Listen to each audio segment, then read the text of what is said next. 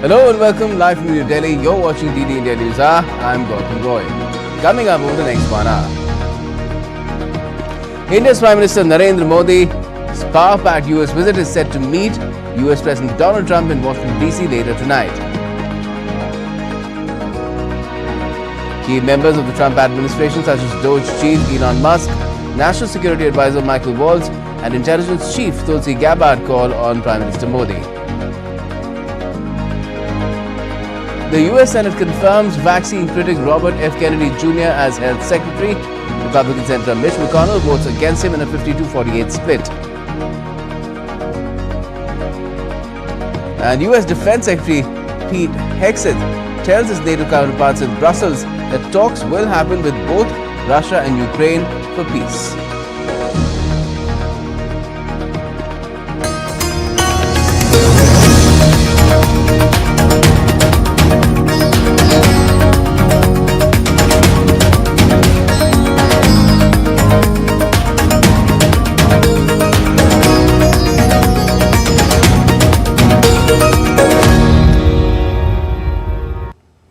First up, let's get to the latest on Prime Minister Narendra Modi's upcoming bilateral talks with US President Donald Trump.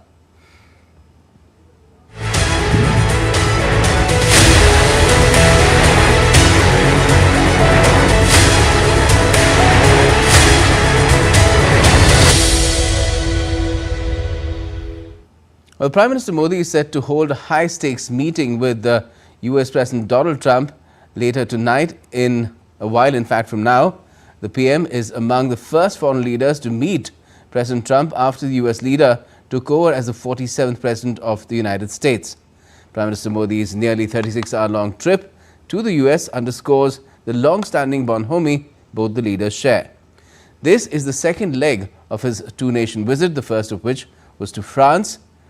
The visit aims to strengthen India-US relations, focusing on key areas such as technology, trade, defense, energy, supply chain resilience and global security challenges, highlighting the depth of the bilateral partnership. Prime Minister Modi is staying at Blair House, the historic guest lodging for dignitaries visiting the White House. The PM is the fourth foreign leader to meet Donald Trump in the White House in less than a month after he took office for a second term. PM Modi is also meeting key members of the new Trump administration as well as US business leaders and members of the Indian American community. And in the series of meetings, Tesla CEO Elon Musk has called on Prime Minister Modi at Blair House in Washington DC. They discussed issues of mutual interest among other things.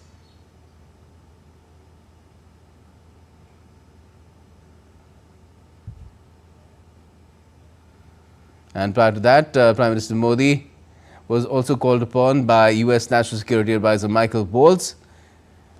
The leaders held talks in several areas of mutual interest that covered bilateral partnership and current global issues. Taking to X, Prime Minister Modi said, and I quote, "Had a fruitful meeting with NSA Michael Waltz. He has always been a great friend of India.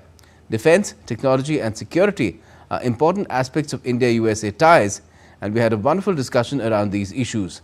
There is strong potential for cooperation in sectors like AI, semiconductors, space and more." Unquote. Earlier this January, Waltz, who has served as Republican chair of the US-India caucus, highlighted India's significance in US's strategic interests. And prior to that, US Director of National Intelligence Tulsi Gabbard also called on Prime Minister Modi. The PM fondly recalled his earlier interactions with Tulsi Gabbard. The discussions touched upon enhancing bilateral intelligence cooperation, particularly in counterterrorism, cybersecurity, emerging threats and strategic intelligence sharing. They also exchanged views on regional and global developments of mutual interest, reaffirming their commitment to a secure, stable and rules-based international order. Now, Tulsi Gabbard was sworn in as the top US spy on Wednesday with Republican support behind a nominee once considered one of President Donald Trump's most controversial picks. Take a look at these details. I, Tulsi Gabbard, do solemnly swear. Tulsi Gabbard was sworn in as the top US spy on Wednesday. At the swearing in ceremony, US President Donald Trump praised Gabbard and also entrusted her with overseeing urgently needed reforms to the US intelligence community to protect the rights and the civil liberties of all Americans. Faith and allegiance to the same. Tulsi Gabbard's an American of extraordinary courage and exceptional patriotism. She's devoted her entire life to public service, and I've watched her for years on different shows and everything. I said, she's a woman of great common sense, and, you know, we like the common sense. In response, Gabbard expressed her commitment to focus on ensuring the safety, security, and freedom of the American people. So I look forward to being able to help fulfill that mandate that the American people delivered to you very clearly in this election, to refocus our intelligence community by empowering the great patriots who have chosen to serve our country in this way, and focus on ensuring the safety, security, and freedom of the American people. Tulsi Gabbard left the Democratic Party in 2022 to become an independent before finally backing Donald Trump and joining the Republican Party in 2024. She has served 4 terms in the House of Representatives. She will now lead an agency established after September 11, 2001 terror attacks to coordinate US's intelligence operations, one of the most critical national security roles in the US government. Earlier, the Republican-controlled US Senate confirmed Tulsi Gabbard as Trump's choice to lead the country's intelligence services. Gabbard scraped through a 52 to 48 floor vote. Gabbard had looked vulnerable, but 3 Republican holdouts finally ended up lining behind her. Bureau Report, TD India. India and the US share a comprehensive global strategic partnership driven by democratic values, shared interests, and vibrant people-to-people contacts. Prime Minister Modi's recent ongoing visit to the US aims to strengthen bilateral ties, focusing on trade, defense, energy, technology, counter-terrorism cooperation, and educational collaboration, further enhancing the relationship. India and the United States enjoy a comprehensive global strategic partnership covering almost all areas of human endeavor, and this driven by shared democratic values, convergence of interest on a range of issues, and vibrant people-to-people connects. India's Prime Minister Narendra Modi's recent visit to the United States underscores further strengthening of bilateral ties with a focus on trade, defense, energy, and technology. Cooperation in counter-terrorism is one of the pillars of the bilateral partnership, featuring information exchange, capacity building, operational cooperation, and regular dialogue through the India-US Joint Working Group on Counter-Terrorism. In 2017, both sides initiated a dialogue on domestic and international terrorist designations listing proposals. Education partnership is an important pillar of Indo-US ties with strong linkages and history of higher education collaborations. Both countries support scholarships and grants to US and Indian scholars, professionals, and students. Global Initiative of Academic Networks, or GIAN, was launched by India in 2015 to facilitate visits by 1,000 US teachers annually to teach in India. India-US defense cooperation is based on new framework. On July 30, 2018, India was moved into the Tier 1 of the US Department of Commerce's Strategic Trade Authorization License exception. The United States is the largest trading partner of India. Bilateral trades in goods and services stood at $190.1 billion for the calendar year 2023. During the financial year 2023-24, US was the third largest source of FDI into India with inflows of US dollars, $4.9 billion, accounting for almost 9% of the total FDI equity inflows. Cultural cooperation between two countries is rich and manifests in diverse ways. There are India-focused educational programs in universities and educational institutions. Indian embassies and consulates organize various cultural events to showcase diverse facets of Indian culture. Sayyid Absarul Hassan for DD India. Let me now take you across live to my colleague Shubhendu Ghosh joining us from outside the White House in Washington DC, and I can see Amrit Pal, my other colleague, is also with him. Shubhendu, the much anticipated meeting between Prime Minister Modi and President Trump is still some time off, but I believe the Prime Minister has been already having quite a busy day there in Blair House. That's right, Gautam. Important bilateral meetings with the different department heads are taking place. He just met Elon Musk a short while ago. Elon Musk had called on Prime Minister with his family. He heads the Department of Efficiency now, which is going to be significant in the manner in which India and US engage. We're right in front of the White House. If we can give you a glimpse of the manner in which this iconic building is glowing, some weather update. It's been very cold here and cloudy. The clouds have just parted and it's just beginning to get sunny. Let's hope it stays that way. And that big meeting, Prime Minister Narendra Modi and President Donald Trump, takes place in a short while from now. It's post-lunch around 4 p.m. Local time. Host of issues in focus. Amrit? That's right. Ahead of the meeting, as you said, the bilateral meetings right now, Gautam, 3 bilaterals have taken place yesterday. Soon after he arrived, he met Tulsi Gabbard, the newly confirmed Director of National Intelligence. She is effectively the spy chief of the United States, heading about a dozen of spy agencies of the United States. And he met her this morning. He met the first meeting that he had was with the National Security Advisor, Michael Waltz, which the Prime Minister tweeted and talked about how the two sides, the two leaders discussed defense technology, AI, semiconductors, and he's met Elon Musk.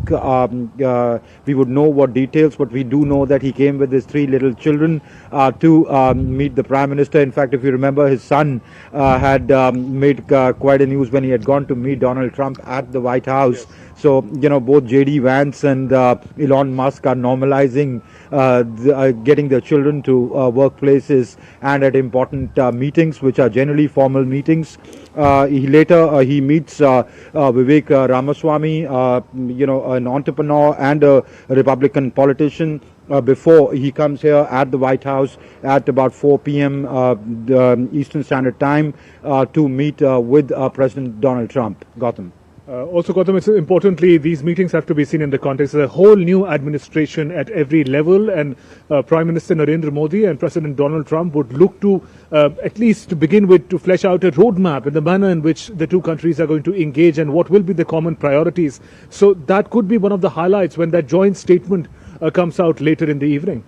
Certainly. And Shubhendu, let's put this in context and see it how the relationship has progressed when President Trump had come to the White House the first time around in 2017. Prime Minister Modi was one of the first leaders again to meet him and the first, in fact, to be hosted for a dinner at the White House by President Trump. And at that time, President Trump had said that it's the relationship between India and the US is going strong, and Prime Minister Modi said there's a lot of convergence in President Trump's vision of MAGA as well as his vision of New India. So how will that convergence be taken forward today?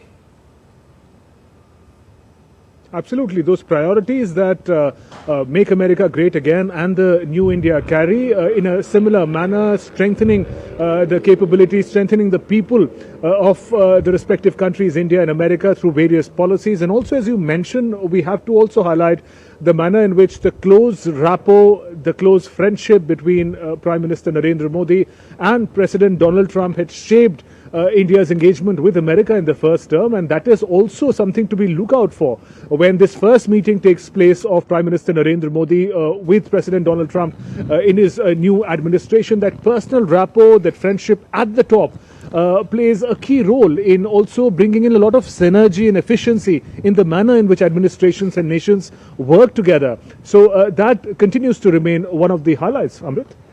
Yes, but we have to understand, Gautam, that Trump 2.0 is very different from his first term.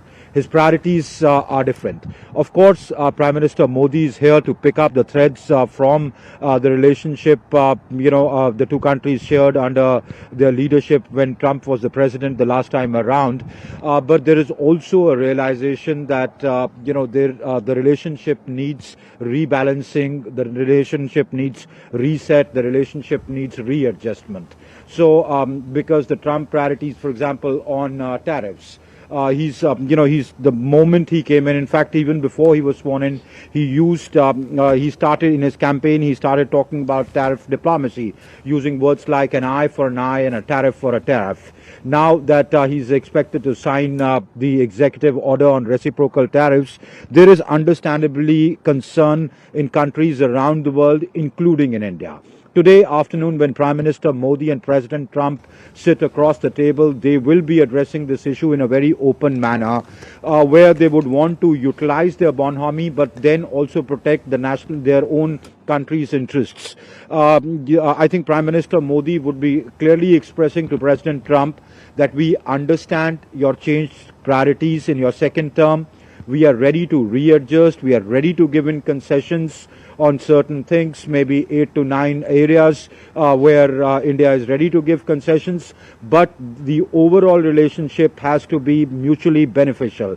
So you have to find a way, or we together have to find, or the two leaders or the two countries together have to find a way to increase the scope and the ambit of bilateral trade, increase it in terms of engagement, in terms of scaling it up, be it in health, be it in pharmaceuticals, be it in AI, be it in semiconductors, space, defense, technology transfer, so that the overall trade grows and is mutually beneficial for both countries. Gautam.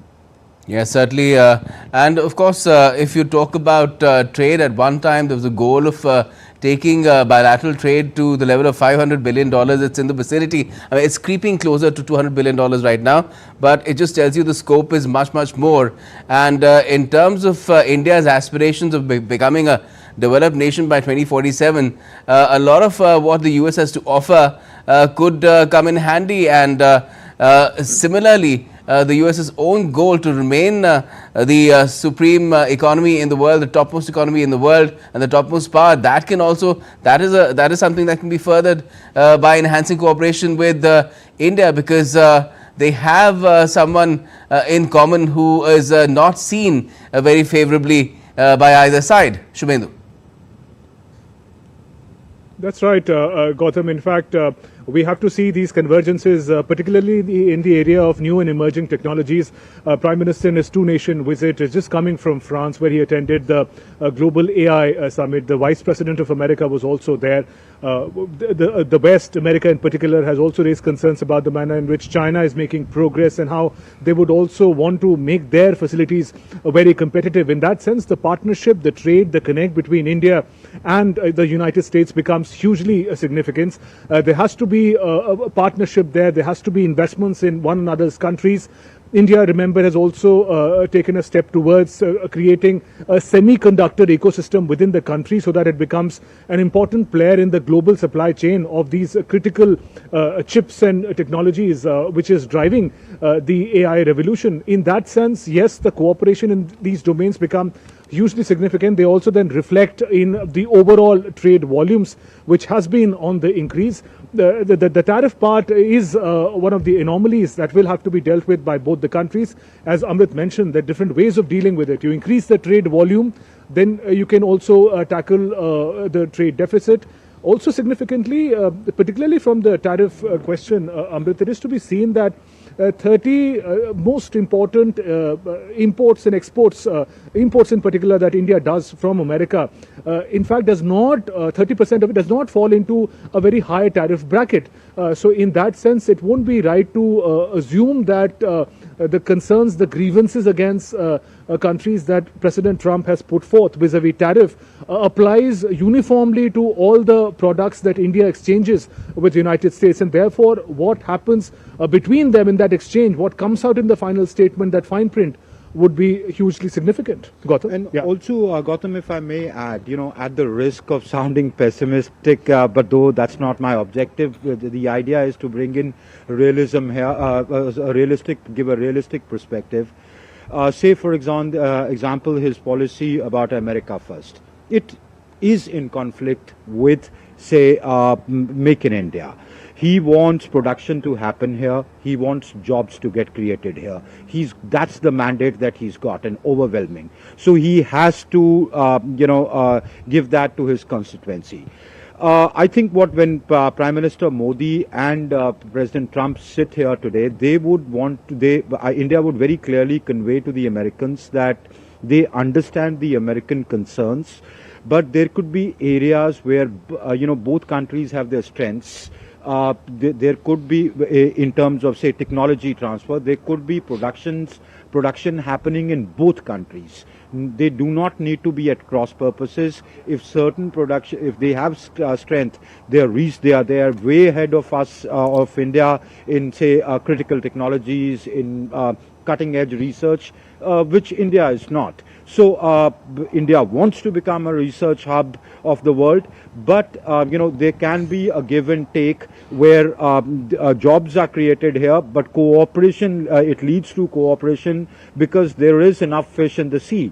The ambitious program of India becoming a developed country does offer a lot of opportunities for American companies to come and invest in India without harming the interests of the United States. So I think that is the space the two leaders would be trying to explore. It is quite unlike what, as Shubhendu mentioned, China.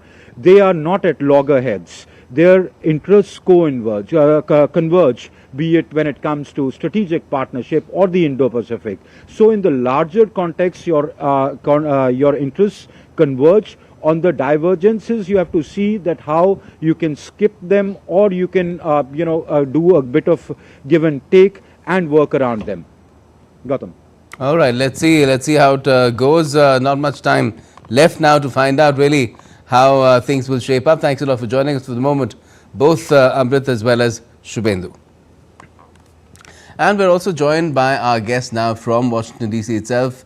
Bhavna Prakash is with us. She's a senior fellow CSIS, which is a think tank based in Washington DC. Thank you for joining us, Bhavna. Tell us, what do you make of the prospects of this meeting, considering all the atmospherics around it, the kind of ground that has been set for it, both in Washington DC as well as in New Delhi? Thank you for having me. I think it's starting off as a friendly ground. There is a history to the relationship between the two countries, which is a good news. But I think Trump administration would be looking for quick wins. They are in the early stages of the new administration. From that point of view, I think it's going to be, a negotiation, which needs to expand beyond some of the areas. Relationship is very strategic between the two countries, and also critical from economic security, regional security, long-term technology cooperation, and the bilateral between the two is critical. But that said, I think the spectrum of negotiation would be, more broad-based, and we would definitely see coverage of, economic security and new technology partnership. I think some of the areas are likely to be trade, energy, defense, manufacturing. But also immigration, how and what can be streamlined in terms of the skilled resources and human resources being available for helping with U.S. Ambitious goals of manufacturing, but also U.S. technology and advancements being deployed for India, and India's ambitious growth until 2047. So I think it's very progressive. Starting off at a friendly and positive note. We will wait for what the outcomes are as the announcement comes in few hours from now. I also feel what the India and France announced on the artificial intelligence, and then reactor manufacturing with France is going to be probably carried forward in terms of priorities between US and India.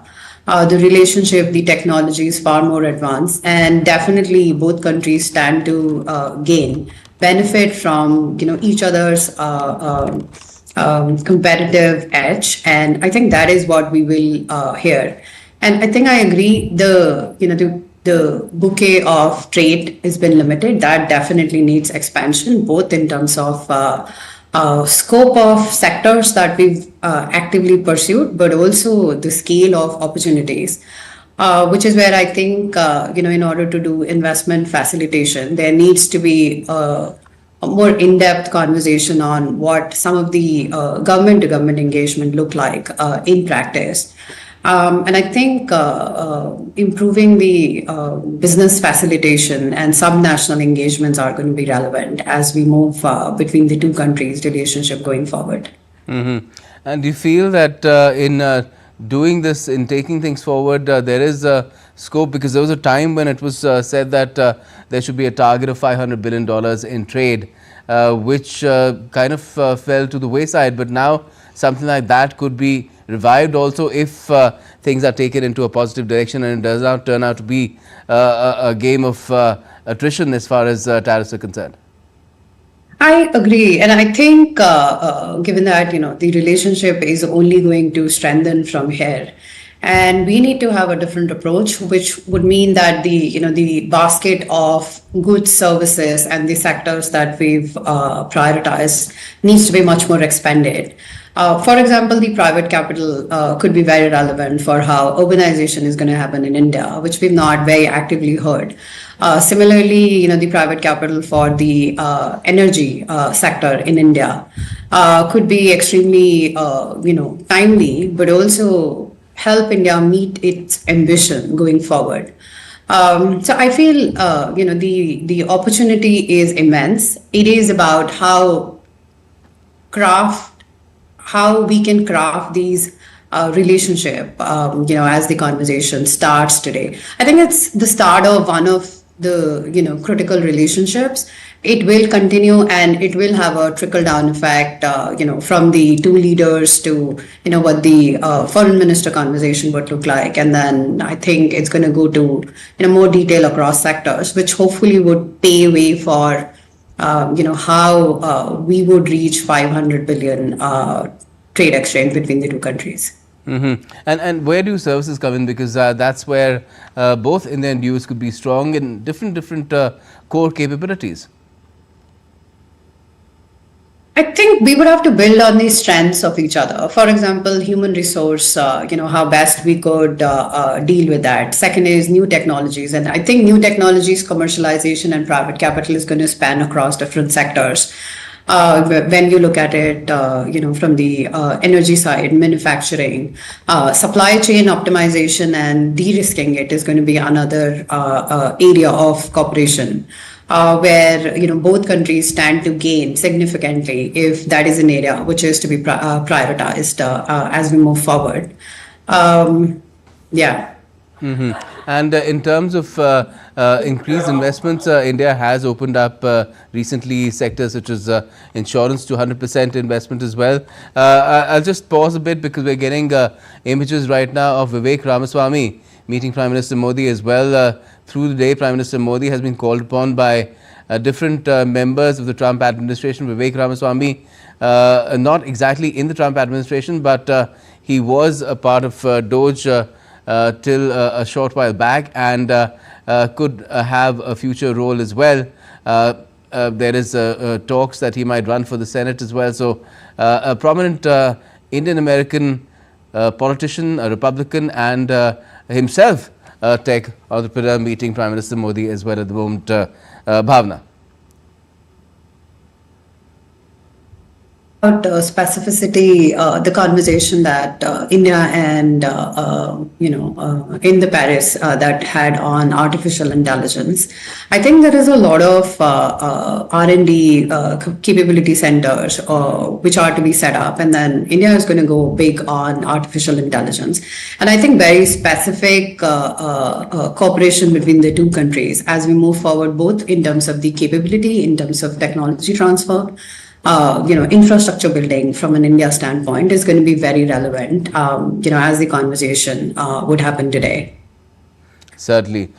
Which are the other areas do you think, because you mentioned what has happened in Paris, and that is something that the US, Washington must have noticed very keenly as well, in terms of how nuclear cooperation is being taken forward, because of the kind of and the US wants to take that forward. The keenness was shown in the last days of the Biden administration as well.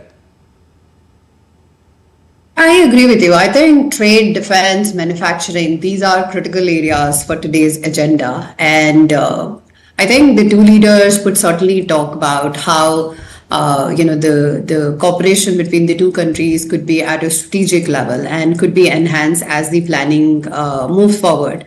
For example, the reactor technology exchange, which was a conversation between US and France. Similarly, we would see more details as the conversation happens today. Mm-hmm. And in terms of the other meetings, call-ons that Prime Minister Modi had at Blair House, there was Elon Musk, of course, and there's the NSA, Michael Waltz, as well as the top spy for the US, a practicing Hindu herself, Tulsi Gabbard. How do you see these call-ons? How significant are they in terms of the kind of cooperation that the US and India have had in the past, and how things could shape up in the future as well? I think if you really look at it from a theme point of view, all of this is adding up, right? So the sectors that we've mentioned about technology, AI, continuity of some of the initiative on critical and emerging initiative, ISAT, all of this is leading to from the two leaders conversation to the tier 2 people who are leading these tracks and who will be relevant as we move forward. I think it's a strategy to spread. Connects with people who will be driving this at a deeper level, and in the future I foresee that it's going to be from reciprocal engagement from India's standpoint in hopefully coming months from now, and it just makes it more tangible and actionable, which we would see the roadmap how that looks like in the future. But it definitely seems to move from one-to-one communication connection to one-to-many. Which is I think a very strategic move starting with the Prime Minister right now, and I think there'll be a lot of follow up many to many from India and US standpoint. Mm-hmm. And in terms of cooperation on the front of security itself, both India and the US have external and internal challenges from with state as well as non-state actors. Do you feel that is something that will be an important part of the conversation between Prime Minister Modi as well as President Trump today?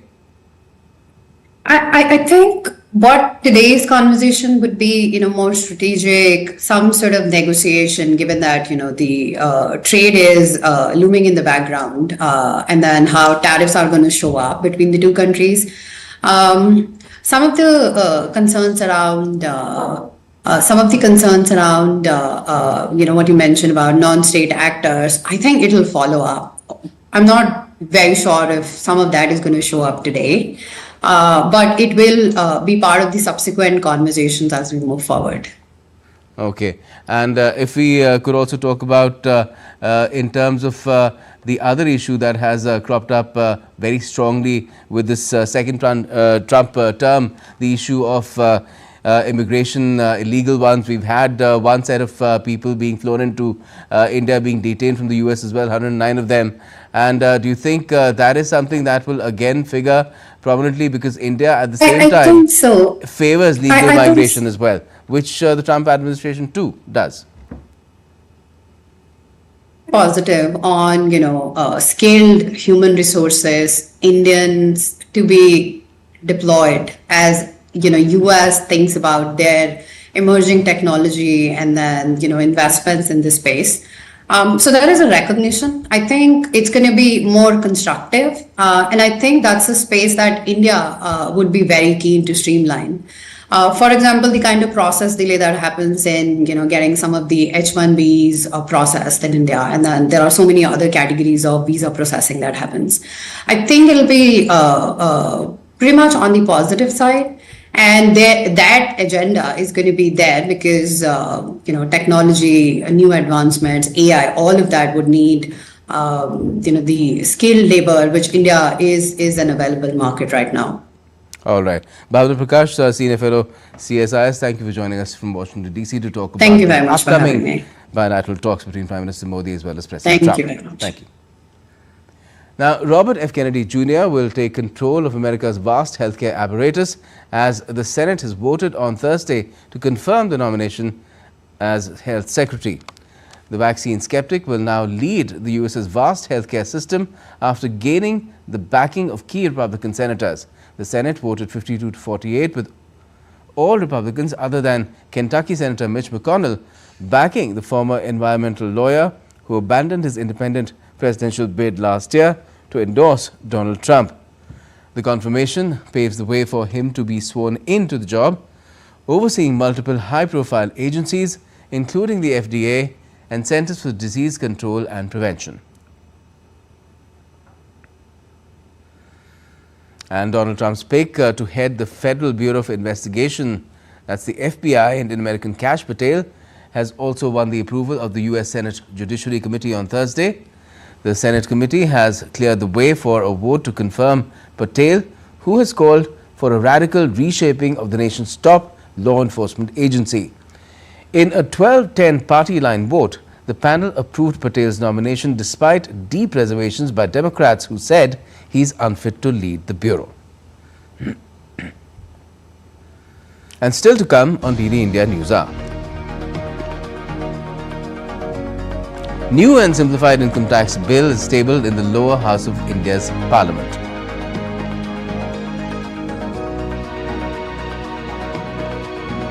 And we also get you images of dazzling colors of the northern lights released by NASA's International Space Station.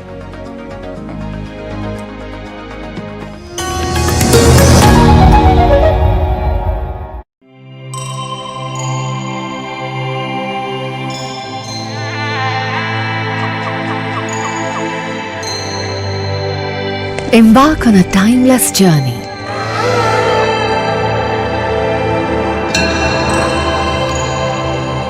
Unravel the mysteries of a grandiose era. A treasure trove of royal and sacred complexes, temples, shrines, pillared halls, mandapas, rock-cut memorials and more.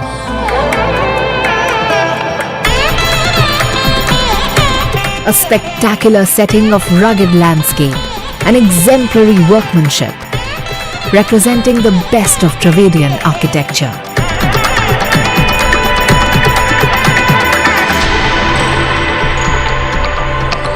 Every structure carved out as a unique artistic creation.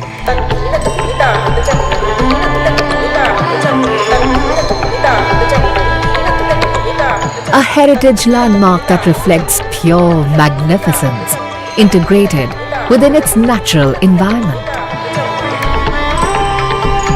An unexplored haven for nature and adventure enthusiasts. An imposing heritage reflected in its street bazaars and annual festivals of music and culture. Come, be mesmerized by the glorious capital of the Vijayanagar Empire.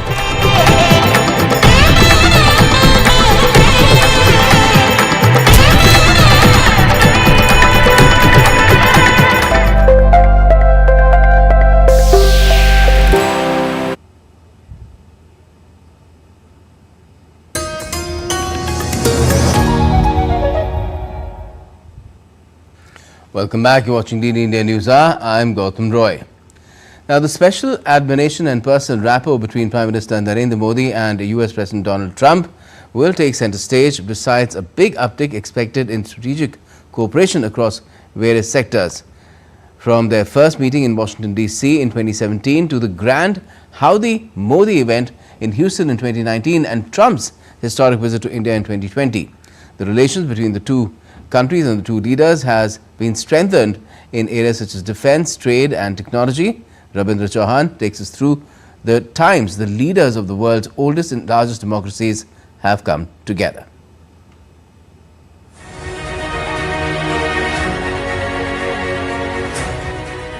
India's Prime Minister Narendra Modi is in the United States at the invitation of US President Donald Trump. This visit is considered significant as both leaders aim to pick up where they left off 4 years ago in the India-US relationship. For nearly 3 decades, US presidents from both parties have prioritized building ties with India, viewing it as a natural partner in countering a rising China. This visit comes amid the world's ongoing conflicts in the Middle East and Ukraine.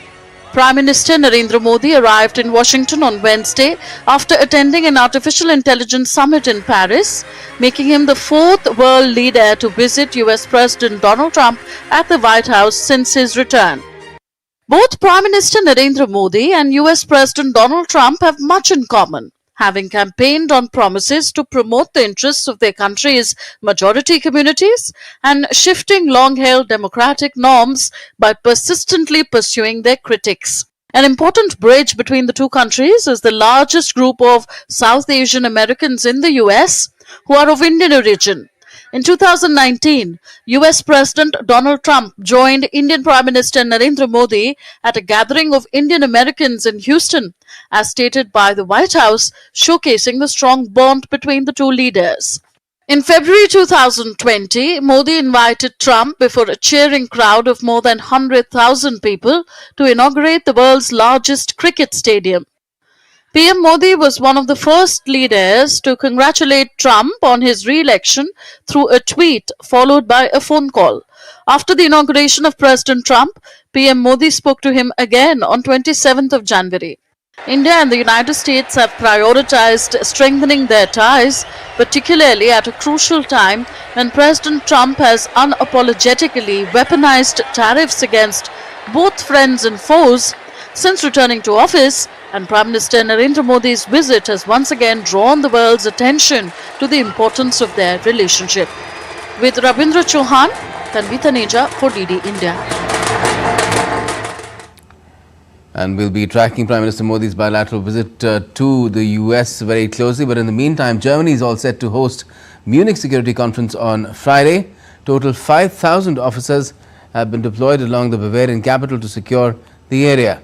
US Vice President J.D. Vance and Ukrainian President Volodymyr Zelensky will be attending the security conference. The meeting comes after US President Trump held a telephonic conversation with Russia's Vladimir Putin and said Ukraine could neither have all of its land back nor join NATO. Munich police spokesperson has said that they have deployed 5,000 officers to make Munich safe and secure. We have very high safety standards as far as the protection of the Munich Security Conference is concerned. We are deploying 5,000 officers to make Munich safe. The participant of demonstration taking place here will be protected. The participant of the Munich Security Conference will be protected. That's why we have so many officers on duty. There is no such thing as 100% protection as we have seen again today. European leaders warned the United States on Thursday against sealing a Ukraine peace deal with Russia behind their backs as they scrambled for a seat at the table after Donald Trump spoke to Vladimir Putin and announced the start of negotiations. Kaja Kallas, EU High Representative for Foreign Affairs and Security Policy, reacted to the phone call made by Trump to Russian President Vladimir Putin. Listen in. It is clear that any deal behind our backs will not work. Any agreement will need also Ukraine and Europe being part of it, and this is clear that appeasement also always fails. And after having a phone conversation with Donald Trump, Ukrainian President Volodymyr Zelensky said that Ukraine would not accept any bilateral agreement on its fate reached by Moscow and Washington in its absence. Further, Zelensky called for Europe to have a seat at the negotiating table at the end of the war. The Ukrainian leader made the comments a day after US President Donald Trump spoke to Russian Vladimir Putin and Zelensky in his first big diplomatic move to end the Ukraine conflict. It's important that everything does not go according to Russian President Vladimir Putin's plan, in which he wants to do everything to make his negotiations bilateral between him and the United States of America.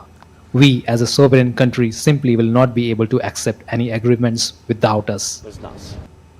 Now, all this was triggered because the US President made a bold assertion that he had, and I quote, a lengthy and highly productive phone call with Vladimir Putin on Wednesday, in which the leaders reportedly agreed to begin negotiations to end the war in Ukraine. Trump said he and Russian President had agreed to have our respective teams start negotiations immediately. Later, Ukraine's Zelensky said he had spoken with Trump about a lasting, reliable peace. Sagnik Bhattacharya has more on this. Efforts to end the Ukraine conflict gained momentum with US President Donald Trump reaching out to the main stakeholders of the conflict, Russia and Ukraine, by calling both Russian President Vladimir Putin and Ukrainian President Volodymyr Zelensky in separate phone calls. The US President has set the ball rolling as he instructed officials to begin talks on ending the conflict. Trump said Putin wants the war to end, and they discussed getting a ceasefire in the not-too-distant future. The Kremlin said Putin and Trump had agreed to meet and that the Russian president was impressed by Trump's position on ending the Ukraine conflict. There is a political will which was emphasized during a conversation to conduct a dialogue in search of a settlement. There is agreement that a peaceful negotiated settlement is possible. Trump said their first meeting would probably take place soon in Saudi Arabia. Trump announced that Secretary of State Marco Rubio, CIA Director John Ratcliffe, National Security Advisor Michael Waltz, and Middle East Envoy Steve Witkoff would lead negotiations on ending the war. Trump and Zelensky spoke after Trump's call with Putin. And I think we're on the way to getting peace. I think President Putin wants peace, and President Zelensky wants peace, and I want peace. I just want to see people stop getting killed. Very substantive negotiations with the United States of America. I had a good, in-depth conversation with President Trump, and I appreciate President's genuine interest in our shared opportunities and how we can bring true peace closer together. The development followed remarks by US Defense Secretary Pete Hegseth that Kyiv would have to give up its long-held goals of joining the NATO military alliance and regaining all of its territory seized by Russia. We want, like you, a sovereign and prosperous Ukraine. But we must start by recognizing that returning to Ukraine's pre-2014 borders is an unrealistic objective. Chasing this illusionary goal will only prolong the war and cause more suffering.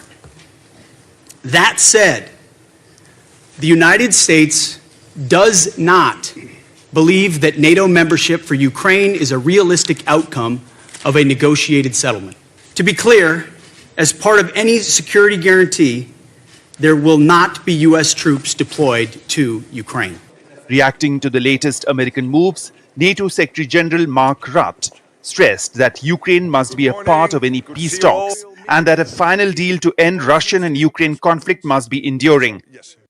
We all want peace in Ukraine, rather sooner than later. We all want Ukraine to be in the best possible position when those talks start, to make sure that they can be concluded successfully.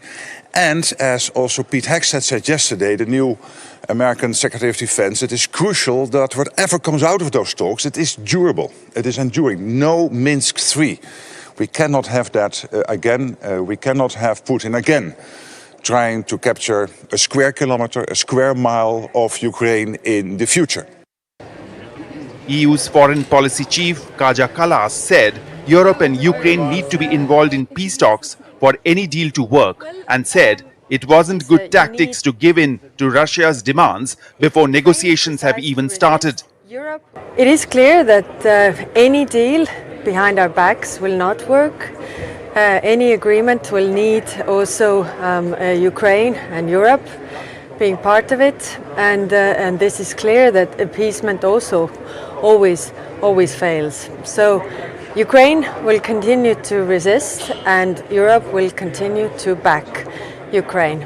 Swedish Defense Minister Paul Johnson said that Ukraine could still join NATO in the future, provided it meets all the necessary conditions. Well, as far as I understand, the U.S. position from this administration is that this is about they're claiming that NATO membership should not be part of this political agreement. I don't foresee the NATO membership as such being off the table for Ukraine. Our position is well known and communicated, and we stand behind what was said at the Washington summit, of course, that Ukraine's future is in NATO. Prior to Trump's phone calls, U.S. Treasury Secretary Scott Bessent held talks with Zelensky, where Bessent said that minerals deal will give Kiev post-war security shield. Bureau Report, DD India. Back home in India's upper house, the Rajya Sabha, the JPC report on the Waqf Amendment Bill 2024 was tabled amidst uproar, especially the opposition MPs alleging non-inclusion of dissent note in the JPC report. However, the ruling dispensation clarified its stance on the matter. DD India's Anil Thomas gets us more.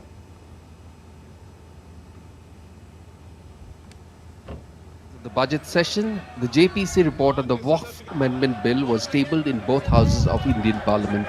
Opposition parties created an uproar in the Rajya Sabha or the upper house in the morning and later in the Lok Sabha, the lower house of the Indian Parliament, during the report's presentation.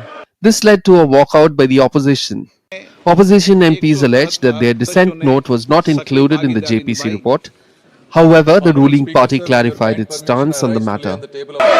माननीय अध्यक्ष जी, विपक्ष के कुछ सदस्यों ने आपत्ति जताई है कि इनके जो विमत है, डिस्प्यूट्स है, इनको पूरी तरह से नहीं रखा गया है। मैं मेरी पार्टी की ओर से आपको विनती करना चाहता हूं कि विपक्ष के जो डिस्प्यूट्स हैं, एक सिर कर आप संसदीय कार्यप्रणालिका के उपयुक्त रूप में जो जोड़ना है वो जोड़े। इसमें मेरी पार्टी को कोई आपत्ति नहीं। बात किया और सेक्रेटरीट से जानकारी लेकर के फिर मैंने राज्यसभा में बताया कि रिपोर्ट पूरा पेश किया गया है। रिपोर्ट के साथ जो एनेक्शर है वो भी सदन के पटल पर रखा गया है। Later, JPC Chairman Jagdambika Pal stated that the opposition's objection was related to the alleged removal of a portion of the dissent note. He clarified that the Speaker has directed its inclusion in the report and consent has been given. Therefore, there should be no dispute. Bharat के गृह मंत्री श्री अमित शाह जी ने कहा कि ये जो विपक्ष के द्वारा आपत्ति उठाई जा रही है कि हमारे डिसेंट नोट में हमारी कुछ चीजें डिलीट की गई हैं, उन्होंने स्पष्ट तौर से कहा कि हमारी पार्टी को कोई एतराज नहीं है। In fact, the omitted portions were those where the propriety of the JPC itself was questioned. The removal was done as per parliamentary rules. The Waqf Amendment Bill was initially introduced in the Lok Sabha on August 8 and referred to the JPC. Now that the JPC report has been placed in both the houses of the Indian Parliament, the government will review its recommendations.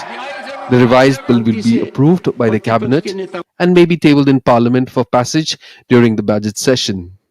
With Anil Thomas, Amit Mukherjee for DD India. And that's all we have in this edition of DD India News Hour. Do keep watching the channel for the latest. But before we go, footage of dazzling colors of the Aurora Borealis, also known as the Northern Lights, was released by NASA's International Space Station. The aurora is caused by energetic particles that can shoot out from the sun in a continuous stream known as solar wind. Enjoy.